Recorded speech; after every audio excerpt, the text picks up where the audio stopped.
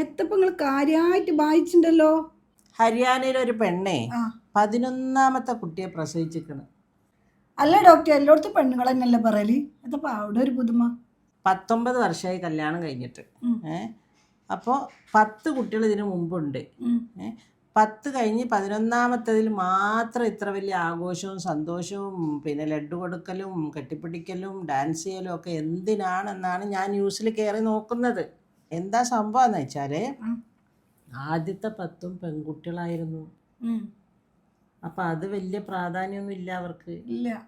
പെൺകുട്ടികളെ വേണ്ട. അപ്പം ഈ 10 പെൺകുട്ടികളെ പ്രസവിച്ച എന്തിനാണ്? ഓരോ പെൺകുട്ടി പിറന്ന് വീഴുമ്പോഴും അവർക്ക് ആവശ്യം അതിനല്ലായിരുന്നു, ആൺകുട്ടിയായിരുന്നു. അങ്ങനെ അങ്ങനെ പ്രസവിച്ച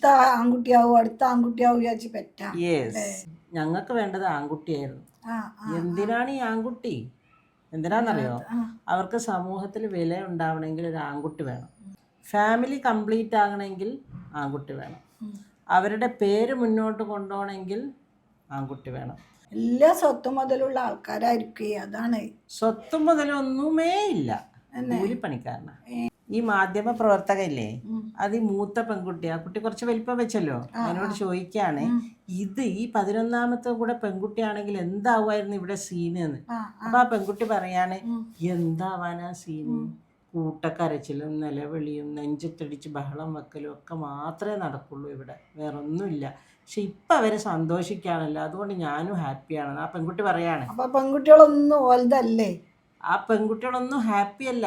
അവർ അവരുടെ ജന്മം കൊണ്ടും അവരുടെ ജീവിതം കൊണ്ടും ഈ കുടുംബത്തിൽ പിറന്ന് വീണത് കൊണ്ടും അവർ ഹാപ്പിയല്ല.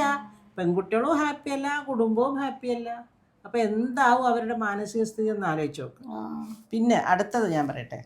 ഈ മാധ്യമ പ്രവർത്തക ഓനോട് ചോദിക്കണ്ട്, ഈ കുട്ടികളെ പേരറിയോ, പേരൊന്ന് പറഞ്ഞു തരുമോ? 2 or 3 കുട്ടികളെ പേരെന്തോ പറഞ്ഞു, പിന്നെ കിട്ടുന്നില്ല പേര് പറഞ്ഞു. പേര് വിളിച്ച് ഐറ്റങ്ങളെ താലോലിച്ചുണ്ടെടുക്കാനുള്ള സമയമൊന്നും ബാപ്പക്ക് കിട്ടിയില്ല. അപ്പം ഇല്ല, ഓന് അടുത്ത കുട്ടി ആൺകുട്ടി ആക്കണ്ടേ, അതിനുള്ള ശ്രമമല്ലേ. 10 പെൺകുട്ടികളെ പ്രസവിച്ച് കഴിയുമ്പോഴത്തേക്ക് അമ്മൻ്റെ ആരോഗ്യസ്ഥിതി വളരെ സീരിയസ്. അവസാനം 3 കുപ്പി രക്തം കയറ്റിയിട്ടാണ് ഈ പ്രസവം ആ ഡോക്ടർ എടുത്തേക്കുന്നത്. ഈ 10 പെൺകുട്ടികളും ഇവരെ പ്രസവിച്ച അമ്മയും. അപ്പോൾ 11 പെൺജന്മങ്ങൾ എന്തായി? ഒരു വിലയില്ലാണ്ടായി. നിങ്ങൾ ഈ പൊട്ടക്കിണറ്റിലെ തവളേനെ പോലെ ഈ ചുറ്റുവട്ടത്തുള്ള ന്യൂസല്ലേ പിടിക്കുന്നുള്ളൂ. നിങ്ങളോട് പറയണ്ട, നമുക്ക് ഈ അയൽവക്കത്തെ ന്യൂസ് ഉച്ചാൻ തന്നെ സമയം കിട്ടില്ല. പിന്നെ അപ്പം ഞാൻ ഹരിയാനക്കും ബീഹാർക്കൊക്കെ വേണ്ടി